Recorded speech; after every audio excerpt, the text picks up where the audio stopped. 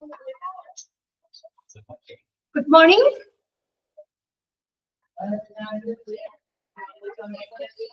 Okay, ഇതുവരെയായി 22. Okay, നമുക്കൊരു minute കൂടി നോക്കാം. ആരെങ്കിലും ഇനി ജോയിൻ ചെയ്യുവാണെങ്കിലോ?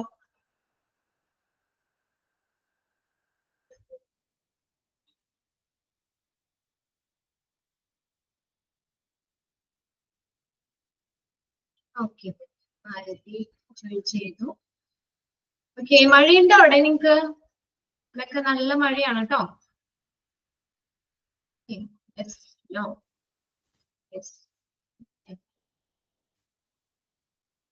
ഇല്ല, നമുക്ക് ക്ലാസ് കഴിഞ്ഞിട്ട് കുറച്ചു നേരമൊക്കെ വിശേഷം പറയാം. ഓക്കെ, നമുക്ക് ക്ലാസ്സിലേക്ക് കിടക്കാം. നമ്മൾ ഇനി ലാസ്റ്റ് മഴക്കാറാണ് ഇതാ. ഓക്കെ, അടുത്തന്നെ മഴ വരും കേട്ടോ. ഇവിടെ നല്ല മഴയാണ് ഇപ്പോ. ഓക്കെ, നമുക്ക് ക്ലാസ് നോക്കാം. ഒരു ചെറിയൊരു സെക്ഷനും കൂടി ഉള്ളൂ. നമുക്ക് ലാസ്റ്റ് ഭാഗത്ത് നമ്മൾ എത്തി നിൽക്കുവാണ്. ഇന്നൊരു ക്ലാസ്സും കൂടി ഉള്ളൂ നമുക്ക്. അതോടുകൂടി നിങ്ങളുടെ ചാപ്റ്റേഴ്സ് എല്ലാം കഴിഞ്ഞു. ഇനി അടുത്ത എക്സാം ആണ്. എക്സാമിന്റെ ഡേറ്റ് വന്നോ? 3rd 4th മൊഡ്യൂളിന്റെ എന്നാണ് 21 അല്ലെ? അടുത്ത ശനിയാഴ്ച ആയിരിക്കും എക്സാം. പറഞ്ഞില്ലേ, 21st ആണ് എക്സാം. അപ്പോ ഇനിയിപ്പോ ഇന്നും കൂടി അല്ലേ ക്ലാസ് ഉള്ളൂ. ഒരാഴ്ചയുണ്ട്. നന്നായിട്ട് ഇരുന്ന് പഠിക്കുക. എല്ലാവരുടെ എക്സാമിന് വേണ്ടി റെഡി ആവുക. 3rd 4th മൊഡ്യൂളുടെ എക്സാം. ഓക്കെ, നോക്കി. ഓൺലൈൻ സെക്യൂരിറ്റി, ഓൺലൈൻ സുരക്ഷ. എന്തൊക്കെയാണ് online security? Online security threat. Threat എന്ന് പറഞ്ഞാൽ ഭീഷണികള്.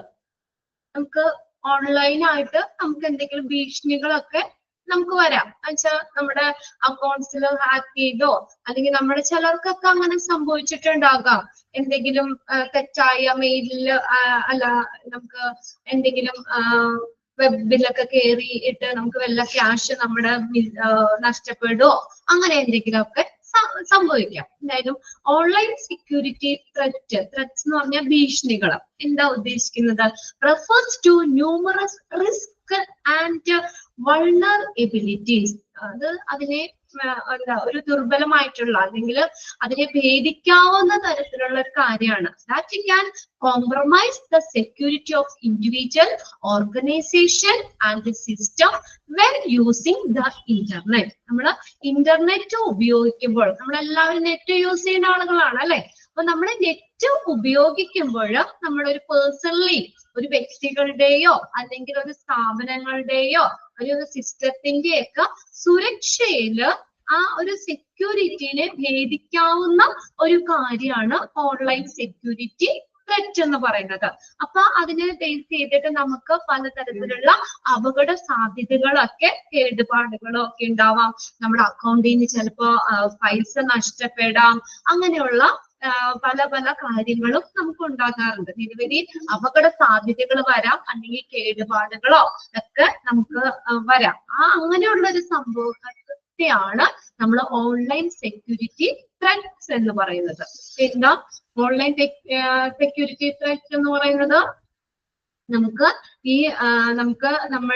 നമ്മൾ നെറ്റ് ഉപയോഗിക്കുമ്പോൾ നമ്മുടെ ഓൺലൈൻ സെക്യൂരിറ്റിയിൽ അതിന് എന്തെങ്കിലും അപകടമാകുന്ന രീതിയിലോ അല്ലെങ്കിൽ നമ്മുടെ സേഫ്റ്റിനെ ഭേദിക്കാവുന്ന രീതിയിലോ ഒരു ഇൻഡിവിജ്വലിന്റെയോ ഒരു ഒരു ഓർഗനൈസേഷന്റെയോ അല്ലെങ്കിൽ ഏതെങ്കിലും ഒക്കെ സിസ്റ്റത്തിന്റെയൊക്കെ അവർക്ക് സംഭവിക്കാവുന്ന അപകട സാധ്യതകളെയും കേടുപാടുകളെയും ആണ് ഓൺലൈൻ സെക്യൂരിറ്റി ത്രെറ്റ്സ് എന്ന് പറയുന്നത്. ത്രെറ്റ് എന്ന് പറഞ്ഞു കഴിഞ്ഞാൽ ഭീഷണികൾ.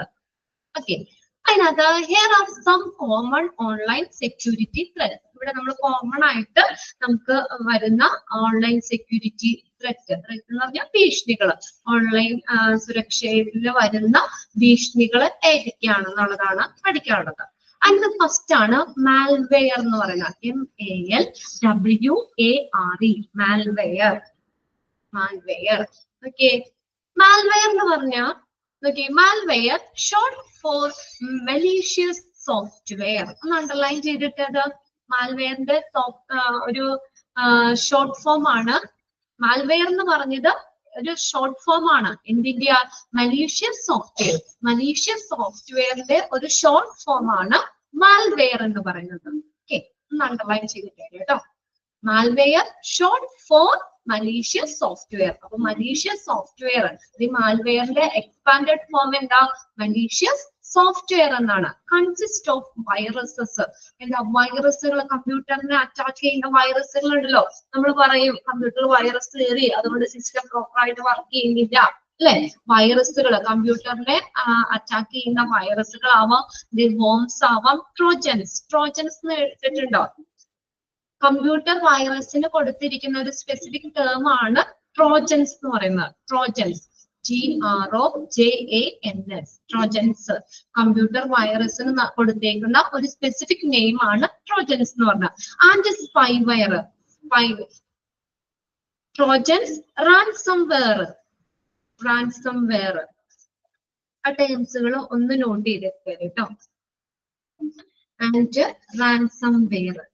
റാൻസംവെയർ എന്ന് പറഞ്ഞു കഴിഞ്ഞാല് ഒരു സിസ്റ്റത്തിന്റെ സ്ക്രീൻ ലോക്ക് ചെയ്തിട്ടോ, ഒരു സിസ്റ്റത്തിന്റെ ആ സ്ക്രീൻ, നമ്മൾ ഉപയോഗിച്ചുകൊണ്ടിരിക്കുന്ന സ്ക്രീൻ ലോക്ക് ചെയ്തോ അല്ലെങ്കിൽ യൂസറിന്റെ ഫയലുകൾ ലോക്ക് ചെയ്തോ അവർക്ക് ആ സിസ്റ്റം അക്സസ് ചെയ്യുന്നതില്, അത് ആ സിസ്റ്റം അവർക്ക് ഉപയോഗിക്കാവുന്നതിന് യൂസേഴ്സിന് തടയുകയോ അല്ലെങ്കിൽ പരിമിതപ്പെടുത്തുകയോ ചെയ്യുന്ന ഒരു തരം സോഫ്റ്റ്വെയർ ആണ് റാൻസംവെയർ എന്ന് പറയുന്നത്. ഇത് നോട്ട് ചെയ്യുക.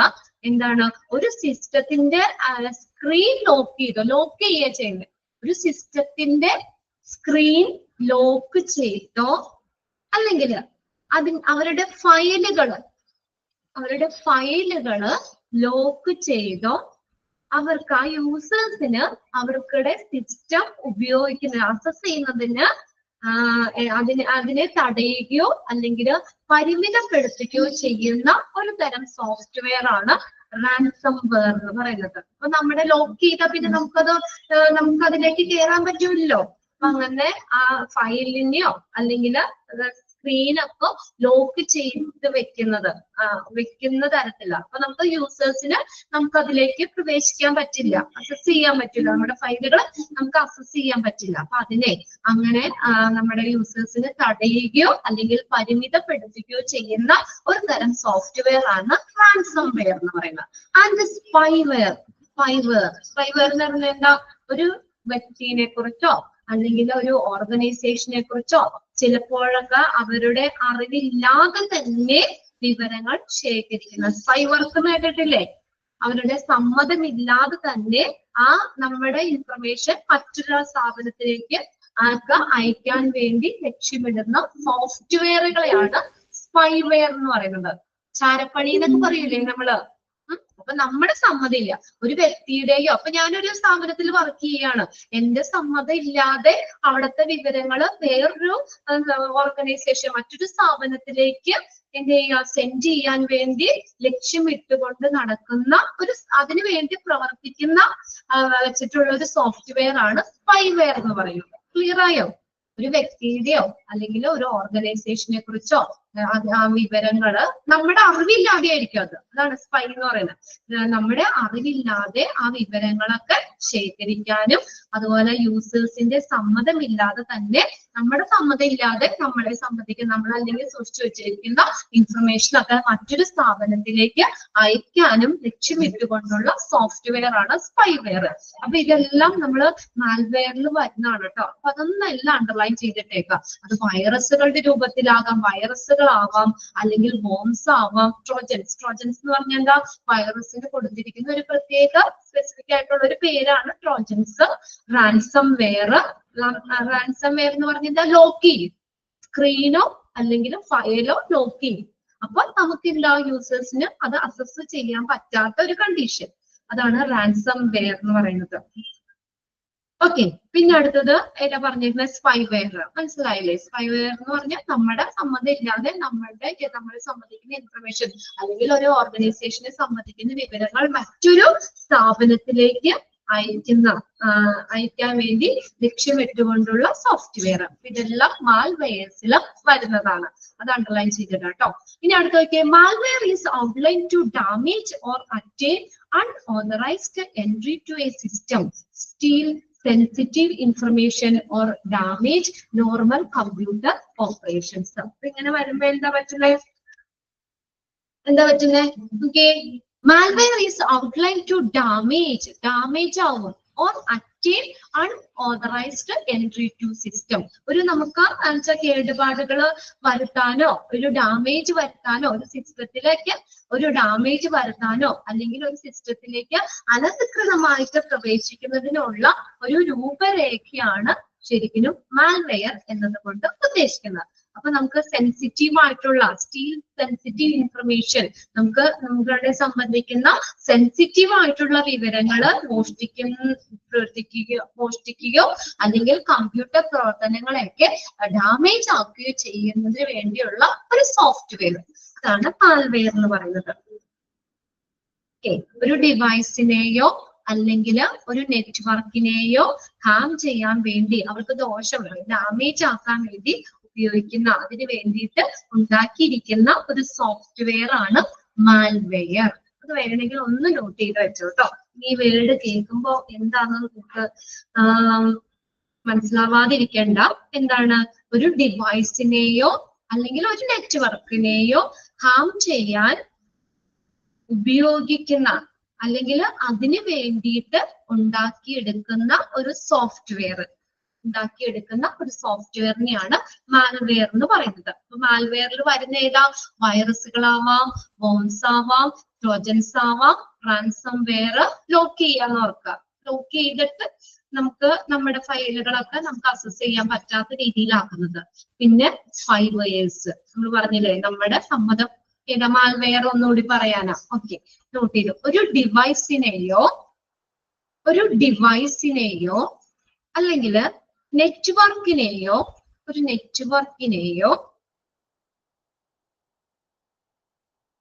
ഡാമേജ് ആക്കാൻ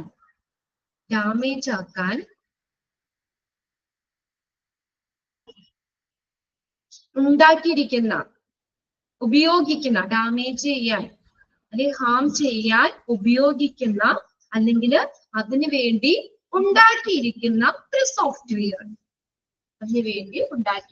ഒരു സോഫ്റ്റ്വെയറിനെയാണ് മാൽവെയർ എന്നതുകൊണ്ട് ഉദ്ദേശിക്കുന്നത്.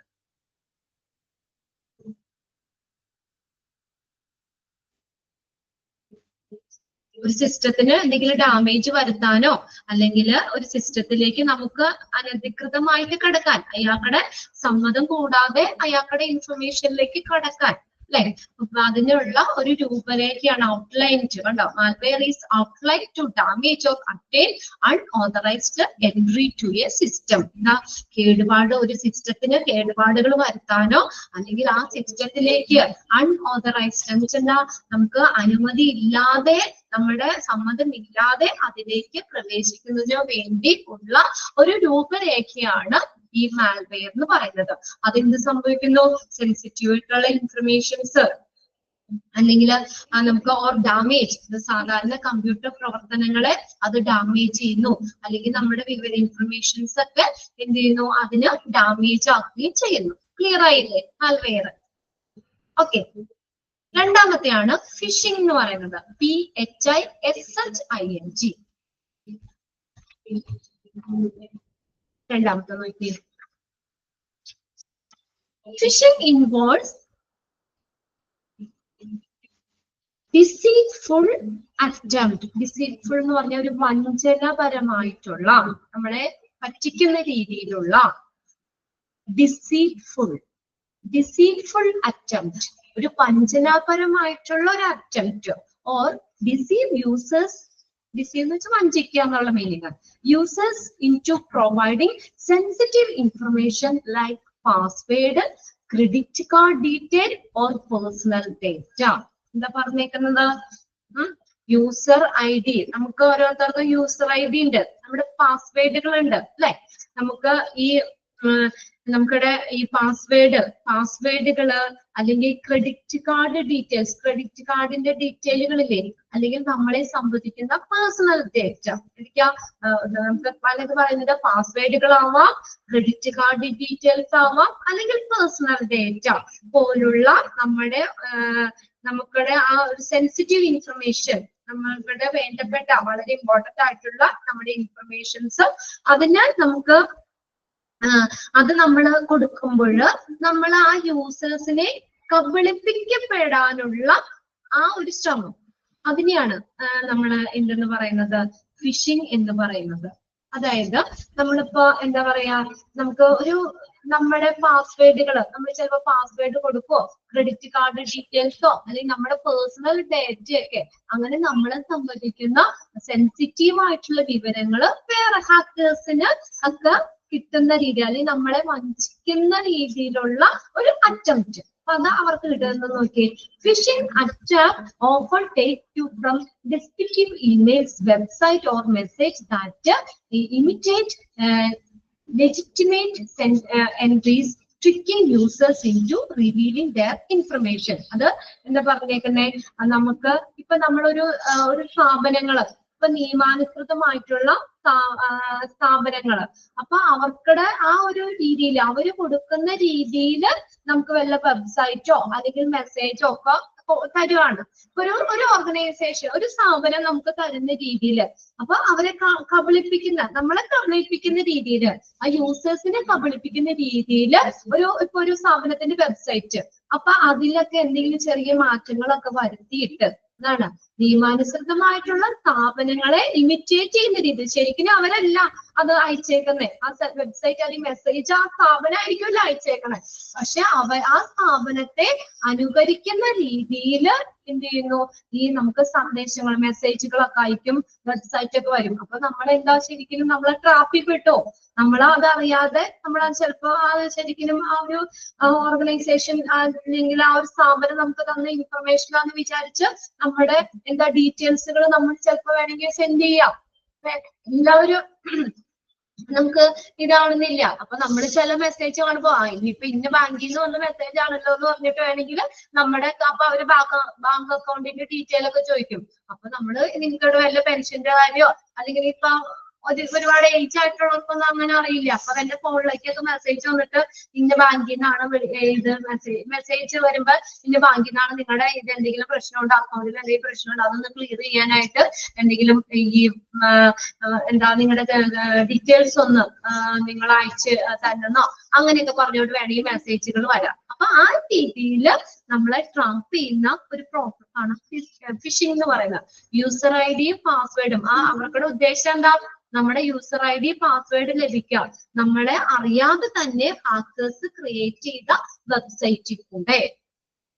അപ്പൊ അവര് ഹാക്കേഴ്സ് നമ്മൾ ഹാക്ക് ചെയ്യാണ്, നമ്മുടെ ഈ പാസ്വേഡും അല്ലെങ്കിൽ നമ്മുടെ ഡീറ്റെയിൽസ് കിട്ടണം, അതാണ് അവരുടെ ഉദ്ദേശം. അപ്പൊ അതിനു വേണ്ടി എന്ത് ചെയ്യും അവര്, ഒരു ഓർഗനൈസേഷൻ തന്ന രീതിയിൽ, അതിപ്പോ ഒരു ബാങ്ക്, അതിപ്പോ അതിന്റെ രീതിയിലൊക്കെ അവരൊരു മെസ്സേജ് വെബ്സൈറ്റിൽ കൂടെ ഒരു വെബ്സൈറ്റ് ഇടും. അപ്പൊ ആ വെബ്സൈറ്റ് നിങ്ങൾ ഓപ്പൺ ചെയ്ത് നിങ്ങളുടെ ഇൻഫർമേഷൻ ഒക്കെ അതിലേക്ക് അയക്കണം എന്ന് പറയും. അപ്പൊ എന്തെങ്കിലും നിങ്ങളുടെ അക്കൗണ്ടിൽ വല്ല പ്രശ്നമാണോ അതെ അങ്ങനെ എന്തെങ്കിലും പറഞ്ഞിട്ട്, അപ്പൊ അത് അറിയാത്ത നമ്മൾ ശരിക്കും പറ്റിക്കപ്പെടുകയാണ്. അപ്പൊ നമ്മൾ അറിയാതെ എന്ത് ചെയ്യും, നമ്മൾ നമ്മുടെ പേഴ്സണൽ ആയിട്ടുള്ള ഇൻഫർമേഷൻ ബാങ്ക് അക്കൗണ്ട് നമ്പർ ഒക്കെ ഉൾപ്പെടെ ഒക്കെ അയച്ചു കൊടുക്കും. അങ്ങനെ എന്താ നമ്മുടെ പാസ്വേഡും, അപ്പൊ ആ രീതിയിലൊക്കെ നമ്മുടെ യൂസർ ഐ ഡി അടിക്കുക, പാസ്വേഡ് അടിക്കുക എന്നൊക്കെ പറയുമ്പോൾ അതൊക്കെ നമ്മൾ ചിലപ്പോൾ ടൈപ്പ് ചെയ്ത് കൊടുക്കാം. അപ്പൊ അങ്ങനെ നമ്മുടെ യൂസർ ഐ ഡിയും പാസ്വേഡും ഒക്കെ മോഷ്ടിക്കുന്ന ഒരു രീതിയാണിത്. നമ്മൾ അറിയാതെ തന്നെ നമ്മൾ ആ ഹാക്കേഴ്സ് ക്രിയേറ്റ് ചെയ്ത ഒരു വെബ്സൈറ്റിൽ കൂടെ അല്ലെങ്കിൽ ഒരു മെസ്സേജിൽ കൂടെ നമ്മുടെ ഇൻഫർമേഷൻ ഒക്കെ മോഷ്ടിക്കുന്നത്. ക്ലിയർ ആയോ? ഫിഷിംഗ്. ഓക്കെ, അങ്ങനെ ആർക്കെങ്കിലും പറ്റിയിട്ടുണ്ടോ? ആരെങ്കിലും അബദ്ധത്തിൽ ചെന്ന് ആടിയിട്ടുണ്ടോ? ഉണ്ടോ? ഇല്ല. ഓക്കെ, അപ്പൊ അതൊക്കെ ശ്രദ്ധിച്ചിരിക്കുക കേട്ടോ. ഇനി നോക്കിയേ, identity theft. Identity theft. Identity theft. Okay, identity theft happens when someone acquires and uses another person's personal information, such as social security number, credit card detail, or login credentials.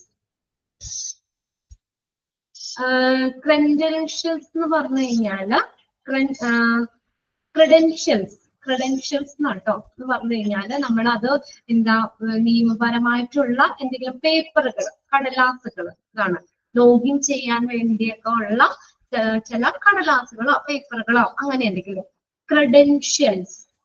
Credentials എന്നാണ് പറയുന്നത്. Credentials without their permission. അപ്പൊ എന്താ, ഒരു social security number, credit card detail അല്ലെങ്കിൽ ക്രെഡൻഷ്യലുകൾ എന്നിവ പോലുള്ള മറ്റൊരാളുടെ സ്വകാര്യ വിവരങ്ങള് നമ്മുടെ പെർമിഷൻ ഇല്ലാതെ സ്വന്തമാക്കുകയും അത് ഉപയോഗിക്കുകയും ചെയ്യുമ്പോഴാണ് ഐഡന്റിറ്റി തെഫ്റ്റ് സംഭവിക്കുന്നത്. അപ്പോഴാ identity theft happen when someone acquires and uses another person's information. മറ്റൊരാളുടെ പേഴ്സണൽ ആയിട്ടുള്ള ഇൻഫർമേഷൻസ് എന്താ അക്യൂർ ചെയ്യുന്നു. നമ്മൾ അക്യൂർ ചെയ്യുന്ന ആ ഒരു പ്രോസസ്സ് ഏതാ, സച്ചാകും. ഏതൊക്കെയാ, സോഷ്യൽ സെക്യൂരിറ്റി നമ്പറുകളാവാം, നമ്മൾ സൂക്ഷിച്ചു വെക്കുന്ന നമ്പറുകളാവാം, പിന്നെ അതുപോലെ തന്നെ credit card details or login credentials, ഇതൊക്കെ വിത്തൗട്ട് ദെയർ പെർമിഷൻ, നമ്മുടെ പെർമിഷൻ കൂടാതെ തന്നെ നമ്മുടെ പേഴ്സണൽ ഇൻഫർമേഷൻ മറ്റൊരാള് അക്യൂർ ചെയ്യുന്നതിനെയാണ് ഐഡന്റിറ്റി തെഫ്റ്റ് എന്നത് കൊണ്ട് ഉദ്ദേശിക്കുന്നത്. നമ്മുടെ പെർമിഷൻ ഇല്ല, നമ്മളോട് ചോദിക്കുന്നില്ല, നമ്മുടെ പെർമിഷൻ കൂടാതെ അക്യൂർ ചെയ്യുന്ന പ്രോസസ്സ്. ദിസ് ക്യാൻ എന്തിലേക്ക് നയിക്കും? എൻഡിൻ ഫിനാൻഷ്യൽ ലോസ്. നമുക്ക് സാമ്പത്തികമായിട്ട് ചിലപ്പോൾ ഒത്തിരി നഷ്ടം വരാം. നമ്മുടെ അക്കൗണ്ടിൽ നിന്നൊക്കെ നമുക്ക് ചിലപ്പോൾ പൈസകൾ നഷ്ടപ്പെടാം, ഫിനാൻഷ്യൽ ലോസ് വരാം. And authorised entry to account, നമ്മുടെ അക്കൗണ്ട്സിലേക്ക് അനുമതി ഇല്ലാതെ പ്രവേശിക്കാം, അനധികൃതമായിട്ടുള്ള പ്രവേശനം നടത്താം. And damage to an individual reputation, ഇൻഡിവിജ്വലിന്റെ പ്രശസ്തിയെ ബാധിക്കാം, പ്രശസ്തിക്ക് കേടുപാടുകൾ വരാം, ഒരു മോശമായ രീതിയിൽ വരാം. അപ്പൊ എന്തെങ്കിലും അവര് പറ്റിച്ചു എന്നുള്ള രീതിയിലോ, അപ്പൊ അങ്ങനെ ആ ഒരു പേഴ്സണലി അവർക്ക് എന്താ ഫിനാൻഷ്യൽ നഷ്ടം വരാം, അവർക്കുടെ അക്കൗണ്ടിലേക്ക് അനുമതി ഇല്ലാതെ ഹാക്കേഴ്സിന് പ്രവേശിക്കാം. Damage to individual reputation, reputation എന്ന് പറഞ്ഞാൽ എന്താ, പ്രശസ്തി, ഇൻഡിവിജ്വലിന്റെ റെപ്യൂട്ടേഷൻ, പ്രശസ്തി എന്ത് ചെയ്യാം, അതിനും ഡാമേജ് സംഭവിക്കാം. ഓക്കെ, മനസ്സിലായില്ലേ? ഒന്നാമത്തെ സെന്റൻസ് ഒന്ന് നോട്ട് ചെയ്തിട്ടേ. അതായത് ഐഡന്റിറ്റി തെഫ്റ്റ് സംഭവിക്കുന്നത് എപ്പോഴാണ്, നമ്മുടെ പെർമിഷൻ ഇല്ലാതെ ഒരാൾ നമ്മുടെ പേഴ്സണൽ ഇൻഫർമേഷൻ ഒക്കെ അക്യൂർ ചെയ്യുന്നതിനെയാണ് ഐഡന്റിറ്റി തെഫ്റ്റ് എന്നതുകൊണ്ട് ഉദ്ദേശിക്കുന്നത്. നമ്മുടെ പെർമിഷൻ ഇല്ല, അപ്പൊ നമുക്ക് നമ്മുടെ നമ്മുടെ ഇൻഫർമേഷൻസ് ഒക്കെ, നമ്മുടെ ക്രെഡിറ്റ് കാർഡ് ഡീറ്റെയിലോ സെക്യൂരിറ്റി നമ്പറോ ക്രെഡൻഷ്യൽസ് ഒക്കെ നമുക്ക് അവര് എന്താ അത് ഹാക്ക് ചെയ്യുകയാണ് ചെയ്യുന്നത്. അതിന്റെ ഫലമായിട്ട് നമുക്ക് സാമ്പത്തികമായി നഷ്ടം സംഭവിക്കാം, ഇൻഡിവിജ്വലിന്റെ പ്രശസ്തി റെപ്യൂട്ടേഷനെ ബാധിക്കാം, പിന്നെ നമുക്ക് അക്കൗണ്ടിലേക്ക് അവർക്ക് അനധികൃതമായിട്ട് നമ്മുടെ പെർമിഷൻ ഇല്ലാതെ പ്രവേശിക്കാം. ഇതൊക്കെ സംഭവിക്കുന്നു. അടുത്ത നോക്കി, ഡേറ്റ ബ്രീച്ചസ്. ഡേറ്റ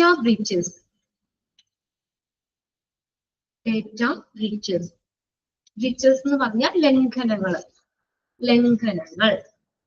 ലംഘിക്കുക. ഓക്കെ,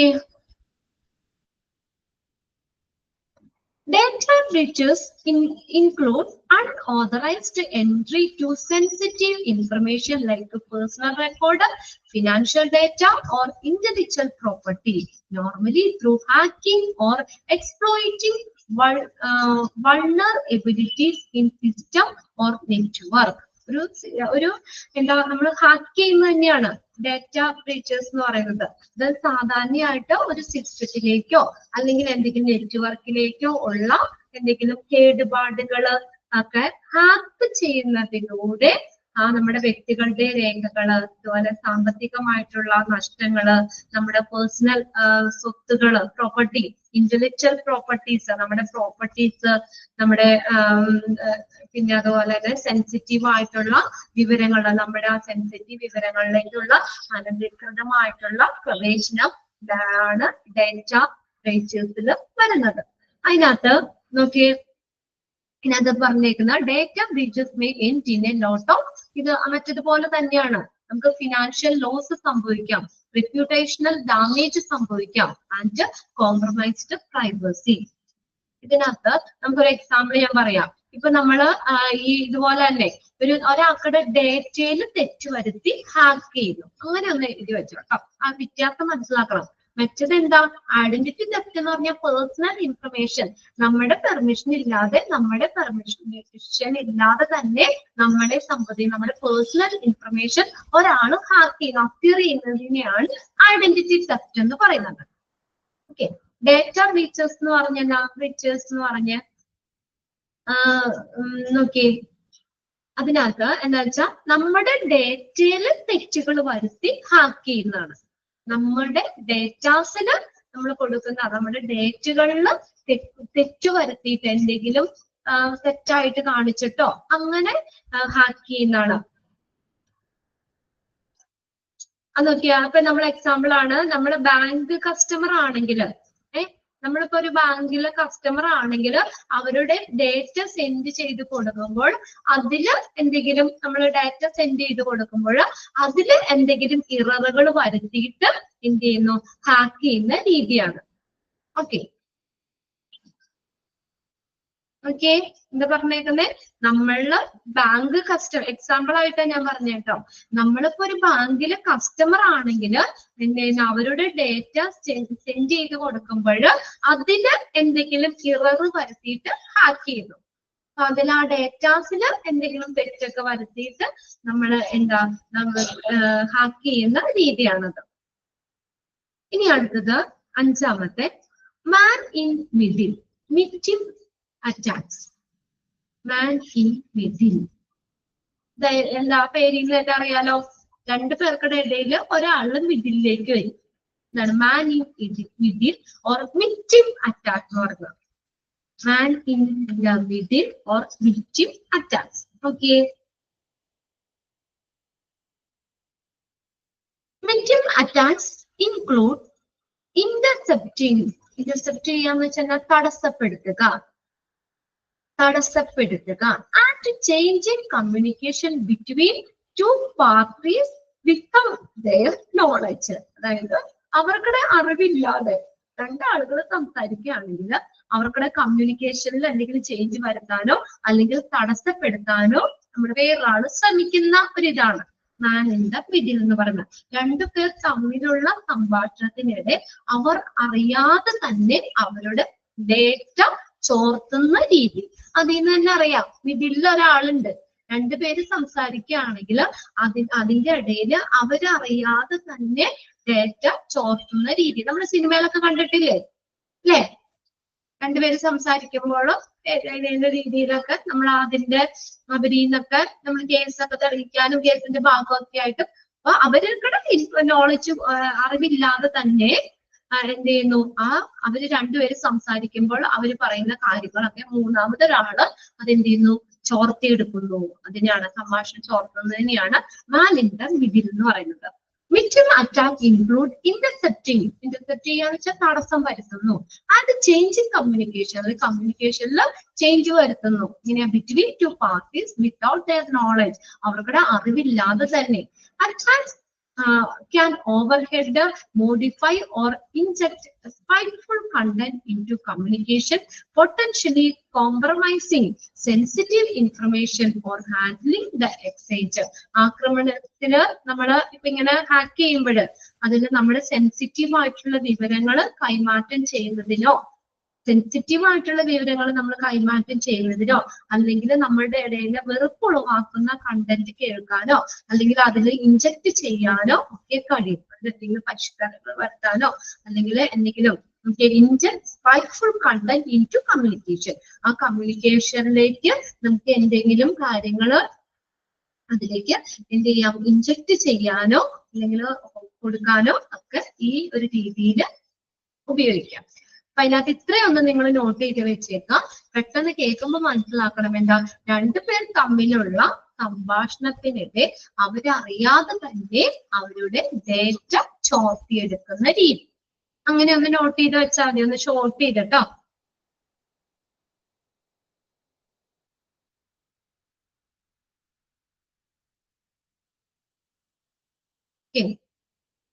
രണ്ടു പേർ തമ്മിൽ നിങ്ങൾക്ക് മനസ്സിലാവുന്ന രീതിയിൽ ഒന്ന് എഴുതി വെച്ചാൽ മതി. രണ്ടു പേർ തമ്മിലുള്ള സംഭാഷണത്തിനിടെ അവരറിയാതെ തന്നെ അവരുടെ ഡേറ്റ ചോർത്തിയെടുക്കുന്ന രീതിയാണ് മാൻ ഇൻ ദ മിഡിൽ അറ്റാക്ക് എന്ന് പറയുന്നത്. ഓക്കെ, അടുത്ത് നോക്കിയേ പാസ്വേഡ് അറ്റാക്ക്. പാസ്വേഡ് അതറിയാതെ നമ്മുടെ പാസ്വേഡ് ഒക്കെ എന്താ മോഷ്ടിക്കുന്ന ഒരു സംഭവം പാസ്വേഡ്. അപ്പൊ നമ്മൾ അറിയാതെ തന്നെ നമ്മുടെ പാസ്വേഡ് ചിലപ്പോൾ മോഷ്ടിക്കാം. ചിലപ്പോൾ അതാണ് നമ്മൾ ഇച്ചിരി പാസ്വേഡ് ഒക്കെ ഇടുമ്പോൾ ശ്രദ്ധിക്കണം എന്ന് പറഞ്ഞാൽ സിമ്പിൾ ആയിട്ടുള്ള പാസ്വേഡ് ഒക്കെ കൊടുത്തു കഴിഞ്ഞാലൊക്കെ നമുക്ക് പെട്ടെന്ന് എന്താ ഹാക്കേഴ്സിന് അത് ചിലപ്പോ അത് മോഷ്ടിക്കാൻ പറ്റും അല്ലെ. അതാണ് നോക്കിയേ, ഒരാളെ അറിയാതെ തന്നെ അയാളുടെ പാസ്വേഡ് മോഷ്ടിക്കുകയോ അല്ലെങ്കിൽ പാസ്വേഡ് ഇല്ലാതാക്കുകയോ ചെയ്യുന്നതാണ് പാസ്വേഡ് അറ്റാക്ക്. ഒറ്റ സെന്റൻസ് നോട്ട് ചെയ്തോ കേട്ടോ. പെട്ടെന്ന് കേൾക്കുമ്പോൾ എന്താണെന്ന് അറിയാൻ വേണ്ടിയാണ്. ഒരാൾ അറിയാതെ തന്നെ അയാളുടെ പാസ്വേഡ് മോഷ്ടിക്കുകയോ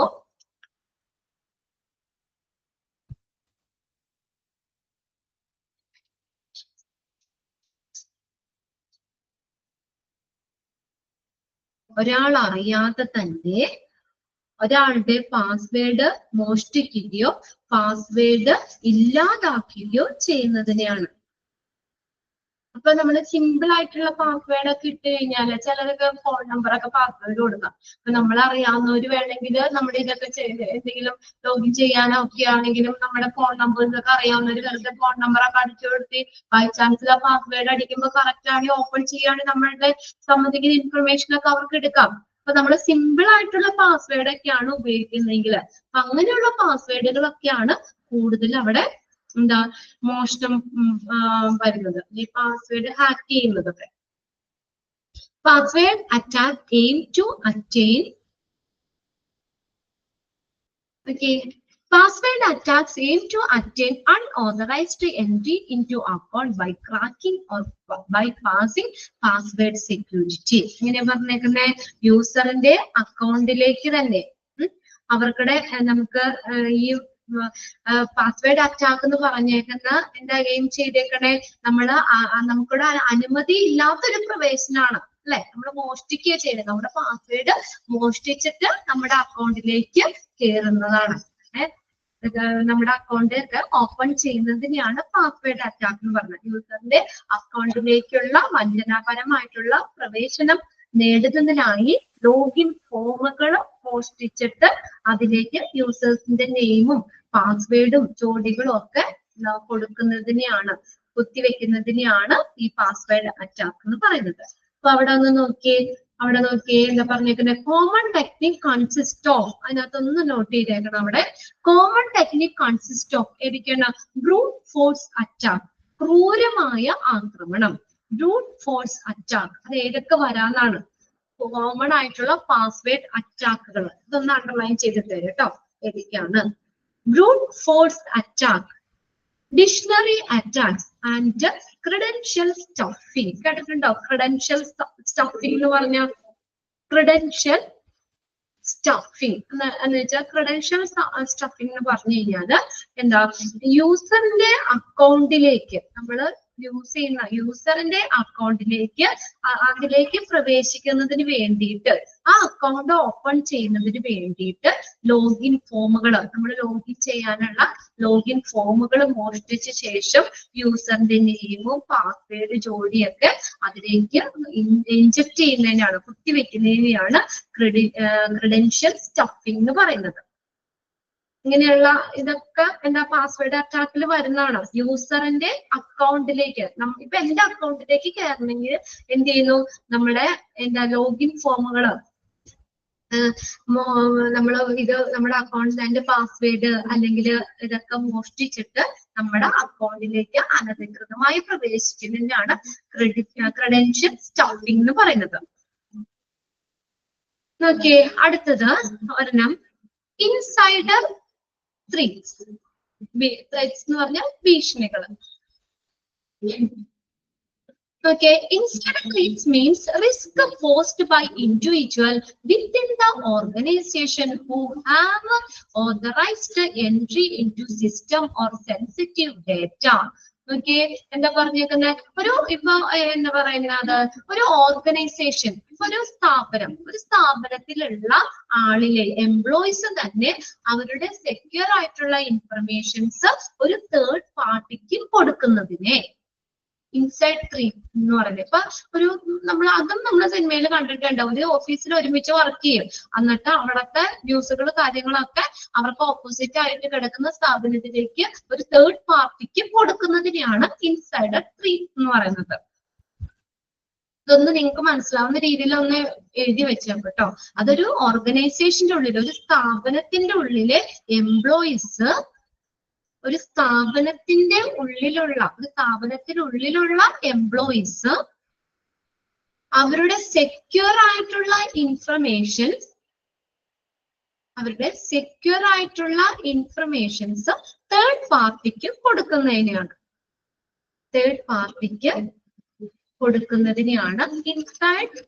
ഇൻസൈഡർ ത്രീസ് എന്ന് പറയുന്നത്. Okay, insider threats means risk post by individual within an organisation. അതാണ് ഒരു ഓർഗനൈസേഷന്റെ ഉള്ളിലുള്ള ആളുകൾ അവരുടെ എടുക്കുന്ന റിസ്ക് ആണ്. who have authorized entry into system or sensitive data.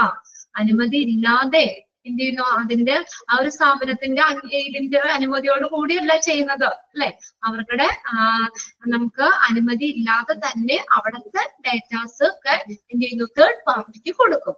These threats can rise from spiteful intent. Spiteful intent എന്ന് പറഞ്ഞു കഴിഞ്ഞാൽ വെറുപ്പുളവാക്കുന്ന ഉദ്ദേശം. Rise from spiteful intent, വെറുപ്പുളവാക്കുന്ന ഉദ്ദേശം. Negligence, അശ്രദ്ധ. or unthinking action that compromise security. ഇവിടെ എന്താ, സുരക്ഷയിലൊക്കെ വിട്ടുവീഴ്ച ചെയ്യുക. ഇതിപ്പോ അവിടെ പറഞ്ഞേക്കുന്നത് അതിനകത്ത് നമ്മൾ ഇങ്ങനെ ഒരു ഓർഗനൈസേഷനുള്ളിലുള്ള സ്റ്റാഫ് എംപ്ലോയീസ് തന്നെ അവർക്കുടെ അനുമതി കൂടാതെ തന്നെ അവിടുത്തെ ഇൻഫർമേഷൻ വേറൊരു സ്ഥാപനത്തിലേക്ക് ചോർത്തി കൊടുക്കുന്ന രീതിയാണത് പറഞ്ഞത്. അപ്പൊ ഇങ്ങനെ ദീസ് ത്രീറ്റ്സ് ക്യാൻ റൈസ് ഫ്രം, ഇതെന്തൊക്കെ നമുക്ക് ഇത് കൂട്ടാം. ഈ ഒരു ഇതിനകത്ത് ഈ ഒരു സംഭവത്തില് നമുക്ക് വെറുപ്പ് ഉളവാക്കുന്ന അല്ലെ, നമ്മുടെ ഇൻഫർമേഷൻ അവരെന്തെങ്കിലും ബൈ ചാൻസ് അറിയുകയൊക്കെയാണ് നമ്മളോട് ഒരു വെറുപ്പായിരിക്കും. വെറുപ്പ് ഉളവാക്കുന്ന ഉദ്ദേശം നമുക്ക്, അല്ലെങ്കിൽ അവിടെ നമ്മുടെ ഒരു അശ്രദ്ധ അല്ലെങ്കിൽ സുരക്ഷയിൽ വിട്ടുവീഴ്ച ചെയ്യുന്ന ഒരു ചിന്താശൂന്യമായ അൺതിങ്കിങ് ആക്ഷൻ, ചിന്താശൂന്യമായിട്ടുള്ള പ്രവർത്തനങ്ങൾ എന്നിവയിൽ നിന്ന് ഇത് ഉണ്ടാകുന്നു അല്ലെ. അശ്രദ്ധയും കൊണ്ട് അല്ലെങ്കിൽ നമുക്ക് എന്താ, നമ്മളെ ശരിക്കും ശ്രദ്ധിക്കാതെ ചിന്തിക്കാതെ ചിന്താശൂന്യമായിട്ടുള്ള പ്രവൃത്തിയിൽ നിന്ന്, അപ്പൊ വെറുപ്പുളവാക്കുന്ന ഒരു സംഭവത്തിൽ നിന്നൊക്കെ ഇത് സംഭവിക്കാം. ഇനി ലാസ്റ്റത്തെ 8ാമത്തെയാണ്. അപ്പൊ ഇതിനകത്ത് നോക്കാട്ടോ, ഒരു ഓർഗനൈസേഷന്റെ ആണ്, ഒരു ഓർഗനൈസേഷനുള്ളിലുള്ള സ്റ്റാഫുകൾ അവിടുത്തെ ഇൻഫർമേഷൻ മറ്റ് തേർഡ് പാർട്ടിക്ക് കൊടുക്കുന്നു. അത്രയും മനസ്സിലാക്കി വെക്കുക. ഇനി അടുത്താണ് അൺസെക്യൂർഡ് വൈഫൈ നെറ്റ്വർക്ക്. സെക്യൂർ അല്ലാത്ത വൈഫൈ നെറ്റ്വർക്കുകൾ. ഇപ്പൊ നമ്മളെല്ലാവരും വൈഫൈ യൂസ് ചെയ്യുന്നവരാണ് അല്ലെ. മിക്കവാറും പേരൊക്കെ വൈഫൈ നെറ്റിന്റെ ഇത് വൈഫൈ കണക്ഷൻ എടുക്കുകയാണെങ്കിൽ നമുക്ക് ഫ്രീ ആയിട്ട് നമുക്ക് ഇതുപോലെ തന്നെ നമുക്ക് നെറ്റ് എടുക്കാൻ പറ്റും. വൈഫൈ എല്ലായിടത്തും ഉണ്ട്. അപ്പൊ നമ്മള് സെക്യൂർ ആയിട്ടുള്ള വൈഫൈ അല്ലാതെ പബ്ലിക് വൈഫൈ നെറ്റ്വർക്കുകൾ ഉപയോഗിക്കുമ്പോൾ നമ്മുടെ ഇതുപോലെ തന്നെ ഡേറ്റാസുകൾ ഇൻഫർമേഷൻസ് ഒക്കെ എന്ത് ചെയ്യുന്നു, മറ്റൊരാള് ചോർത്തിയെടുക്കുന്ന രീതിയാണ് unsecured wifi network. Okay, using unsecured or public wifi network. Unsecure ആയിട്ടുള്ളത് അല്ലെങ്കിൽ അല്ലെങ്കിൽ പബ്ലിക് വൈഫൈ നെറ്റ്വർക്കുകൾ. ഇപ്പൊ നമ്മൾ പൊതുസ്ഥലത്ത് വെച്ചിട്ടാണ് ഇങ്ങനെ ഹാക്ക് ചെയ്യുന്നത്. ഇപ്പൊ നമ്മൾ കോമൺ ആയിട്ട് ഇപ്പൊ എവിടെയാ, എയർപോർട്ട്, ഹോട്ടല്, പിന്നെ ലൈബ്രറി എന്നിവിടങ്ങളിൽ വെച്ച് അത് പൊതുവായിട്ടുള്ള വൈഫൈ അവിടെ ഉപയോഗിക്കുന്നത് അല്ലെ. ഹോട്ടലിലോ അല്ലെങ്കിൽ എയർപോർട്ടിലൊക്കെ വെച്ചിട്ട് നമ്മൾ വൈഫൈ നമ്മൾ അവിടെ പബ്ലിക് വൈഫൈ ആ യൂസ് ചെയ്യുന്നത്. അപ്പൊ അങ്ങനെ ഉള്ള പബ്ലിക് വൈഫൈ നെറ്റ്വർക്ക് ഉപയോഗിക്കുമ്പോൾ യൂസേഴ്സിന് എന്ത് പറ്റുന്നു, അവർക്കുടെ ഈ ഇൻഫർമേഷനും ഇതൊക്കെ മറ്റൊരു അവിടെ പറഞ്ഞിട്ടുണ്ട്, മാൻ ഇൻ ദ മിഡിൽ എന്ന് പറഞ്ഞ ഒരു തേർഡ് പാർട്ടിക്ക് നമ്മുടെ ഇടയിലുള്ള ആ ഒരു ഇൻഫർമേഷൻ കാര്യങ്ങളും ഒരു തേർഡ് പാർട്ടിക്ക് അത് എന്ത് ചെയ്യാം, ഹാക്ക് ചെയ്തെടുക്കാൻ പറ്റും. Okay, using unsecured or public Wi-Fi network can reveal users to risk like a data interception. തട്ടിയെടുക്കുക തടസ്സപ്പെടുത്തുക എന്നുള്ളതാണ് കേട്ടോ. ഇന്റർസെപ്ഷൻ. അൺഓതറൈസ്ഡ് എൻട്രി, നമ്മുടെ അനുമതി ഇല്ലാതെ അതിലേക്ക് ഒരു തേർഡ് പാർട്ടി കയറുകയാണ്. And man in the middle attack, ഇത് സംഭവിക്കാം ഈ നമ്മൾ പബ്ലിക് വൈഫൈ ഉപയോഗിക്കുന്നതിലൂടെ. Attacks can snatch network traffic and capture sensitive information password through these network. ഈ നെറ്റ്വർക്കിൽ കൂടെ എന്താ നമുക്ക് സെൻസിറ്റീവ് ആയിട്ടുള്ള വിവരങ്ങള് പിടിച്ചെടുക്കാൻ കഴിയും.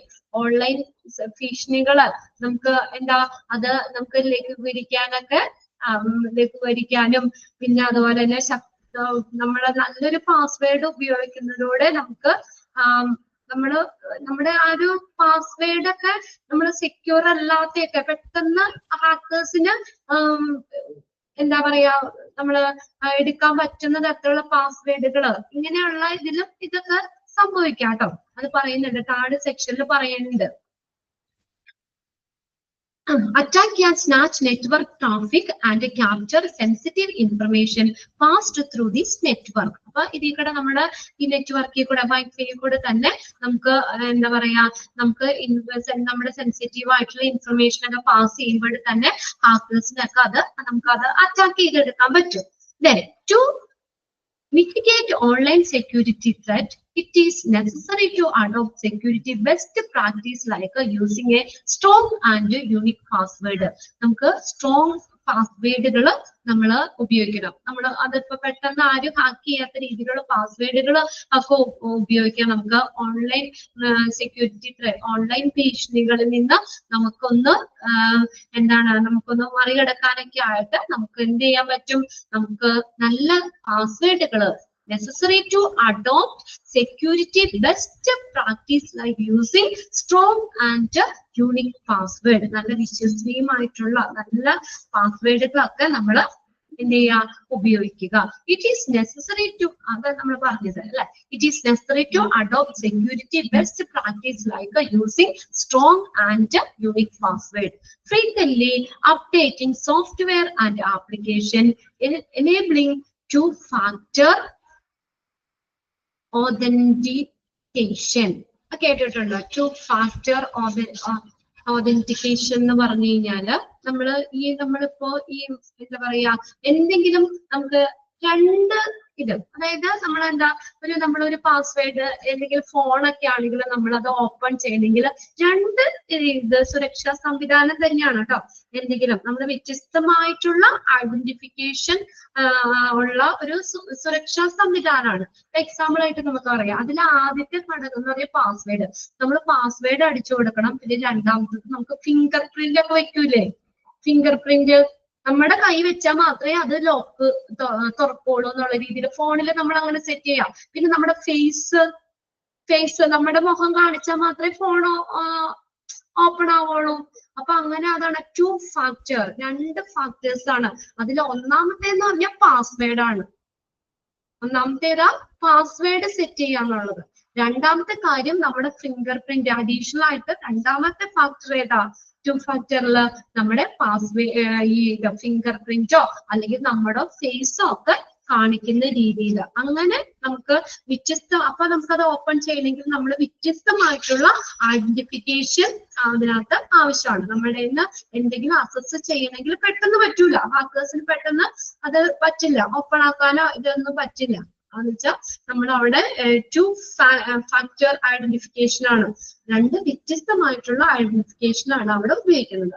Of doubtful email or links and keeping awareness of current security threat. പിന്നെ നമ്മൾ അതിനകത്ത് എന്താ വിശ്വസനീയമായിട്ടുള്ള സോഫ്റ്റ്വെയറുകൾ നമ്മൾ ഉപയോഗിക്കണം. ഏത് ലിങ്ക് വെബ്സൈറ്റുകൾ വന്നാലും നമ്മൾ ചാടി കയറി ഓപ്പൺ ചെയ്ത് അതിൽ നമ്മുടെ പേഴ്സണൽ ആയിട്ടുള്ള ഇൻഫർമേഷൻ ഒക്കെ കൊടുക്കാതെ നമ്മൾ എന്ത് ചെയ്യണം, നമ്മളത് സെക്യൂർ ആയിട്ടുള്ള ഒരു വിശ്വസനീയമായിട്ടുള്ള സോഫ്റ്റ്വെയറുകൾ, സുരക്ഷാ സോഫ്റ്റ്വെയർ ഉപയോഗിക്കുന്നതും. പിന്നെ രണ്ടാമത് പറഞ്ഞേക്കുന്നത് ഡേറ്റ ഇടയ്ക്കിടയ്ക്ക് നമ്മളത് ബാക്കപ്പ് ചെയ്യുന്നതും. പിന്നെ ഏറ്റവും പുതിയ and keeping awareness of current security. എന്താ പറയാ, നമ്മളിപ്പോ പുതിയതായിട്ടുള്ള സെക്യൂരിറ്റി ത്രെറ്റ്സിനെ കുറിച്ചൊക്കെ നമ്മൾ മനസ്സിലാക്കുന്നതും ഒക്കെ നമുക്ക് ഇതിനെ പ്രൊട്ടക്ട് ചെയ്യാൻ പറ്റുന്ന ഒരു കാര്യമാണ്. അപ്പൊ നമ്മൾ എന്ത് ചെയ്യണം എന്നാ പറഞ്ഞ ബീയിങ് കോഷൻ സേഫ്റ്റി സുരക്ഷ, ഡൗട്ട്ഫുൾ ഇമെയിൽ ഓർ ലിങ്ക് അങ്ങനെയുള്ളതിലൊന്നും നമ്മൾ ചെന്നപ്പെടാൻ പാടില്ല. നമ്മൾ എന്താണെന്ന് വെച്ചാൽ നമ്മൾ വിശ്വസനീയമായിട്ടുള്ള ഈ സുരക്ഷാ സോഫ്റ്റ്വെയർ ഉപയോഗിക്കുക. പിന്നെ and keeping awareness of current security threat. ഇപ്പൊ നമ്മുടെ ഉള്ള സുരക്ഷാ ഭീഷണികളെ കുറിച്ചൊക്കെ നമ്മളൊന്ന് എന്ത് ചെയ്യുക, അവെയർ ആയിരിക്കണം. അതിനെ കുറിച്ചൊക്കെ ഉള്ള ഒരു അവബോധം, ഒരു ബോധമൊക്കെ നമുക്ക് ഇപ്പൊ വേണം. പിന്നെ employing dependable security software, frequently backing up data and keeping informed about the latest security practice can also help safeguard against online security threat. അപ്പൊ നമുക്ക് ഈ ഓൺലൈൻ സെക്യൂരിറ്റി ത്രെറ്റിൽ നിന്ന് നമുക്ക് എങ്ങനെയൊക്കെ നമുക്ക് സംരക്ഷിക്കാൻ പറ്റുമെന്നാ പറഞ്ഞേക്കണേ. എങ്ങനെയാ? നമ്മുടെ സെക്യൂരിറ്റി സോഫ്റ്റ്വെയറുകൾ ഉപയോഗിച്ച് നമ്മൾ പറഞ്ഞത് തന്നെയാ, employees dependable security software, security ഒരു വിശ്വസനീയമായിട്ടുള്ള സോഫ്റ്റ്വെയർ ഉപയോഗിച്ച്, പിന്നെ frequently backing of data backup ചെയ്ത്, ഡേറ്റ ഇടയ്ക്കിടയ്ക്ക് ബാക്കപ്പ് ചെയ്യുന്നതിലൂടെ and keeping informed about the latest security practice. ഇപ്പത്തെ നമ്മുടെ സെക്യൂരിറ്റി പ്രാക്ടീസിനെ കുറിച്ചൊക്കെ നമ്മൾ എന്താ ചെയ്യുക, അതിനെ കുറിച്ചുള്ള ഇൻഫർമേഷനും കാര്യങ്ങളൊക്കെ അത് നമ്മളൊക്കെ അതിനെ കുറിച്ചൊരു അവയർനെസ് നമുക്ക് വേണം. ഈ രീതിയിലൊക്കെ നമ്മൾ തട്ടിപ്പിൽ ചെന്ന് ചേരാം, അല്ലെങ്കിൽ അപകടത്തിൽ വന്നു പെടാം എന്നുള്ളതൊക്കെ നമുക്ക് അതൊക്കെ കുറിച്ചൊക്കെ നമ്മളൊരു പുതിയതായിട്ടുള്ള ലേറ്റസ്റ്റ് ആയിട്ടുള്ള കാര്യങ്ങളെ കുറിച്ച് എങ്ങനെയൊക്കെയാണ് ഇങ്ങനെ തട്ടിപ്പ് വന്നതൊക്കെ നമ്മൾ മനസ്സിലാക്കി വെക്കുക. And can also help safe guard against online security threat. അപ്പൊ നമുക്ക് അങ്ങനെ നമുക്ക് ഈ സെക്യൂരിറ്റി സുരക്ഷാ ഭീഷണികളും ഓൺലൈൻ സെക്യൂരിറ്റി ത്രെറ്റിൽ നിന്ന് നമുക്ക് രക്ഷപ്പെടാം. ഓക്കെ, അത്രയാണ് നമ്മൾ ആ ചാപ്റ്ററിൽ പറഞ്ഞേക്കുന്നത്. അപ്പൊ ഇതിനകത്ത് ലാസ്റ്റ് സെക്ഷനിൽ ഏതൊക്കെയാണെന്നൊക്കെ ഉള്ളതൊന്ന് നോക്കി വെക്കുക കേട്ടോ. ഓൺലൈൻ സെക്യൂരിറ്റി ത്രെറ്റിൽ വരുന്നത് ഏതൊക്കെയാണെന്ന് നോക്കണം. മാൽവെയർ പറഞ്ഞ്, ഫിഷിംഗ് പറഞ്ഞ്, ഐഡന്റിറ്റി തെഫ്റ്റ് പറഞ്ഞ്, data breaches, man in the middle attack, password attack, insider threats.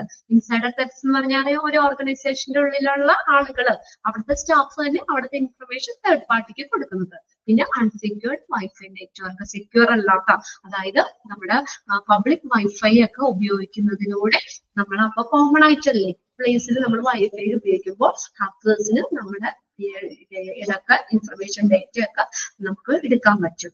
ഇത് നമ്മൾ എങ്ങനെ രക്ഷപ്പെടാം അതാ പറഞ്ഞേക്കുന്നത്. ലാസ്റ്റ് ഒന്ന് നോക്കിക്കേ, ലാസ്റ്റത്തെ ഒന്ന് അണ്ടർലൈൻ ചെയ്തിട്ടാണ് കേട്ടോ.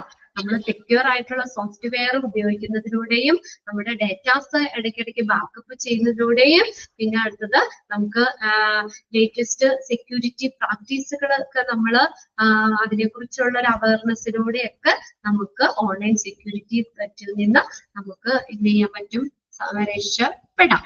ഓക്കെ, ഇത്രയാണ് ആ ഒരു ചാപ്റ്ററിൽ വരുന്ന ചാപ്റ്റർ കഴിഞ്ഞിട്ടുണ്ട് കേട്ടോ. ഓക്കെ, അപ്പൊ ഇതിനകത്തുനിന്ന് നമ്മൾ ആദ്യത്തെ സെക്ഷനൊക്കെ ഇമ്പോർട്ടന്റ് ആണ് കേട്ടോ. അതിൽ നിന്നൊക്കെ കുഞ്ഞു ക്വസ്റ്റ്യൻസ് ചോദിക്കാനുണ്ട്. ഫണ്ടമെന്റൽ എന്നുള്ളത് അത് നോക്കണം. കമ്പ്യൂട്ടറിന്റെ ബ്രെയിൻ ഏതാണ്, CPU ഏതാണെന്നൊക്കെ ഉള്ളത് നോക്കാം. പിന്നെ പാർട്സുകൾ നോക്കാം. Fundamental components, hardware, software, CPU, memory, storage, അങ്ങനെയുള്ളതൊക്കെ നോക്കാം കേട്ടോ. അതിൽ നിന്നൊക്കെ കുഞ്ഞു ക്വസ്റ്റ്യൻസ് ഒക്കെ ചോദിക്കാം.